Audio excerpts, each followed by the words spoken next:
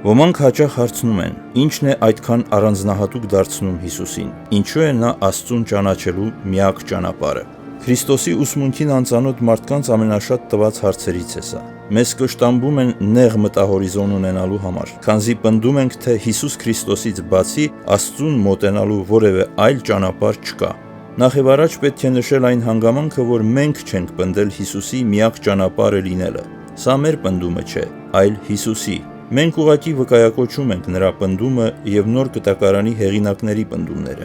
Եթե մարդկությունը կարողանար որևէ այլ ճանապարհով հասնել Աստծուն, այդ դեպքում Հիսուսը չէր մեռնի։ Նրա մահն արդեն ապացույցն է այն փաստի, որ չկա այլ ճանապարհ։ Իրոք, որ ոչ մի կրոն կամ կրոնի առաջնորդ չի կարող ավելի գիտելիք հաղորդել մեկ ճշմարիտ Աստծո մասին։ Հիսուսի մահն այդ պատմության վերջը չէ։ Փորձենք պարզաբանել, թե ինչու է Հիսուսը նախընտրելի կրոնական այլ առաջնորդներից։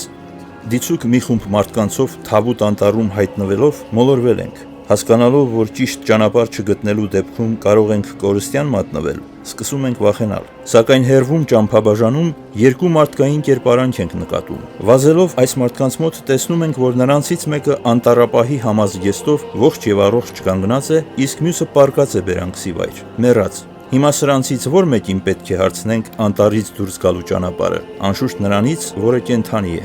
Երբ հարցը վերաբերում է հավիտենականության հարցերին, մենք պետք է դիմենք նրան, ով կենդանի է մնացել ծանր փորձություններից հետո։ Դա ոչ Մահմեդն է, ոչ էլ Կոնֆուցիոսը, այլ Հիսուս Քրիստոսը։ Հիսուսն աննման է, եզակի։ Նա մեռնելուց հետո ետ է եկել։ Սա պարզորոշ ցույց է տալիս, որ նա այն է, որ ինքը պնդում է։ Հռոմեացիս 1:4 Աստծո միակ որդին, նա է միակ ճանապարհը, որով անհատը կարող է անձնական հարաբերություն ունենալ ճշմարիտ ու կենդանի Աստծո հետ։